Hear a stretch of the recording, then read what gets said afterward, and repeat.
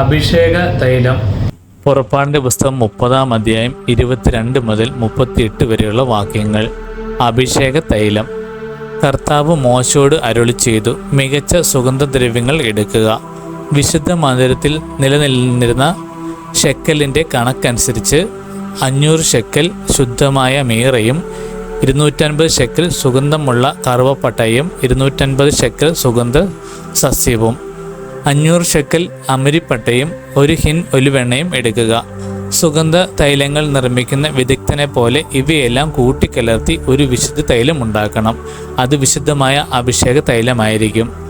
സമാഗമ കൂടാരവും സാക്ഷ്യപേടകവും അതുകൊണ്ട് അഭിഷേകം ചെയ്യണം. മേശയും വിളക്കുകാലും അവയുടെ ഉപകരണങ്ങളും ധൂപപീഠവും ദഹന ബലിപീഠവും ഉപകരണങ്ങളും ശാളനപാത്രവും അതിൻ്റെ പീഠവും നീ അഭിഷേചിക്കണം.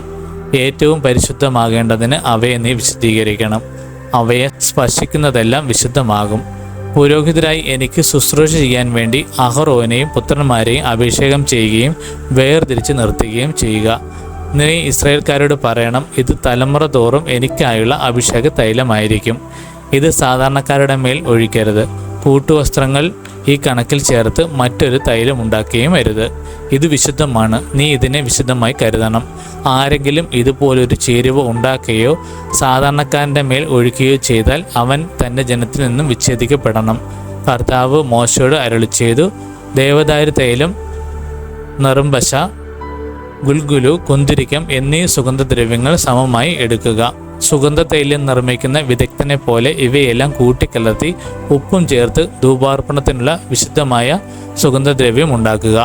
അതിൽ നിന്നും കുറെ എടുത്ത് നേർമയായി പൊടിച്ച് ഒരു ഭാഗം ഞാൻ നിങ്ങളെ സന്ദർശിക്കുന്ന സമാഗമ കൂടാരത്തിലെ സാക്ഷ്യപീഠത്തിന് മുൻപിൽ വയ്ക്കുക. അതിനെ ഏറ്റവും പവിത്രമായി കരുതണം.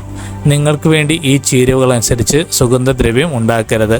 കർത്താവിന് വിശുദ്ധമായ ഒന്ന് ഇതിനെ കരുതണം. പരിമളത്തിന് വേണ്ടി ആരെങ്കിലും അതുണ്ടാക്കിയാൽ അവൻ തൻ്റെ ജനത്തിൽ നിന്നും വിച്ഛേദിക്കപ്പെടണം.